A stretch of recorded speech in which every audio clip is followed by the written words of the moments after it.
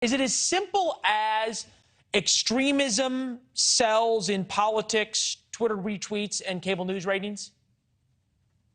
It's partially that simple. I think that there's no question that the current media landscape has rewarded programming or content that really feeds a polarized or extremist point of view.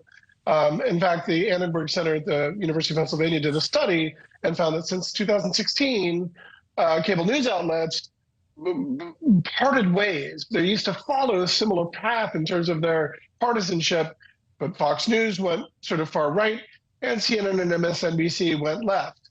I think there's a lot going on here. I think the anonymity of internet content and Twitter has sort of given rise to people saying and doing sort of nutty things, and as that anonymity is faded, it gives sort of power or allows people to really cross a line. But yeah, absolutely. I think it's our media landscape is not helping. It's actually hurting, and it's something that should be addressed. How do we deal with this, though, right? Because when it is violence from the left on the right, MSNBC and CNN kind of minimize it and say, oh, well, no, the rhetoric isn't to blame. And by the way, when it's violence from either the right or people who associate with right-leaning thoughts, Fox News says the very same thing. There seems to be lacking any desire to make it better. Correct. And, just today, you saw, for example, in Fox News, a lot of pundits were saying, we're so divided, and Joe Biden said he was going to unite us, and he failed.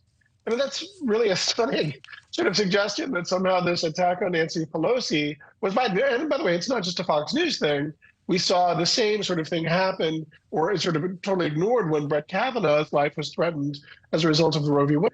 How do we solve this? Boy, who knows? Yeah. And what I would say is that we are in a netherworld of transition from one era to another, and we're trying to figure it out.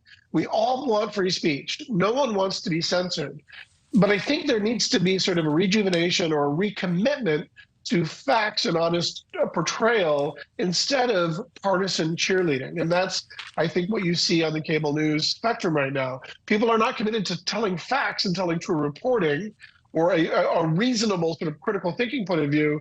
They are dedicated to cheering for teams. How does New York? Go ahead.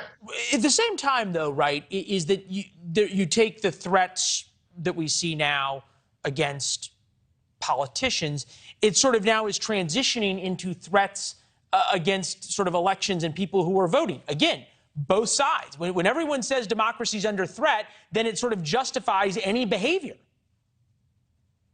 Well, absolutely. It was Keith Olbermann that basically said that, lives are at stake, that basically this election was going to be like a life or death situation. And come on, dude. And when you put in that stark, it's like that level of hyperbole is irresponsible, because, first of all, this guy that attacked Paul Pelosi was a nut job.